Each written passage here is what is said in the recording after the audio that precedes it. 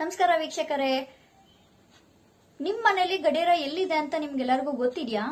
ಗೊತ್ತಿಲ್ವಾ?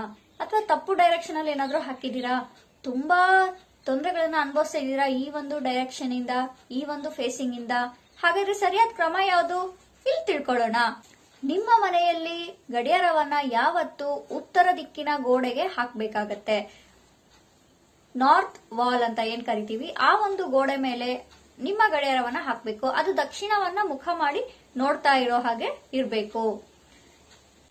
ಇನ್ನು ಬೇರೆ ಕಡೆ ಇಟ್ಟಿದೀವಿ, ನಮಗ್ ಅನುಕೂಲ ಆಗಂಗೆ ರೂಮಲ್ ಒಂದು, ಕಿಚನ್ ಅಲ್ಲಿ ಒಂದು, ಹಾಲ್ ರೂಮಲ್ ಒಂದು, ಬೆಡ್ರೂಮ್ ಅಲ್ಲಿ ಒಂದು, ಸ್ಟಡಿ ರೂಮ್ ಅಲ್ಲಿ ಒಂದು, ಸ್ಟೋರ್ ರೂಮ್ ಅಲ್ಲಿ ಒಂದು ಎಲ್ಲ ಇಟ್ಟಿದೀವಿ ಅನ್ನೋದಾದ್ರೆ ದಯವಿಟ್ಟು ಇವತ್ತೇ ಚೇಂಜ್ ಮಾಡಿ ನಿಮ್ಮ ಒಂದು ಉತ್ತರ ದಿಕ್ಕಿನ ಗೋಡೆಯ ಮೇಲೆ ನಿಮ್ಮ ಗಡಿಯಾರವನ್ನ ಇರಿಸಿ. ಇದರಿಂದ ನಿಮ್ಗೆ ಆಗ್ತಿರುವಂತಹ ಕೆಲವು ಕಷ್ಟಗಳು, ತೊಂದರೆಗಳು ನಿವಾರಣೆ ಆಗಿ ಒಳ್ಳೆ ದಾರಿ ನಿಮ್ಮ ಜೀವನದಲ್ಲಿ ಸಾಗಿಸೋಕೆ ಉತ್ತಮವಾದ ಪರಿಹಾರ ಇದಾಗಿರುತ್ತೆ.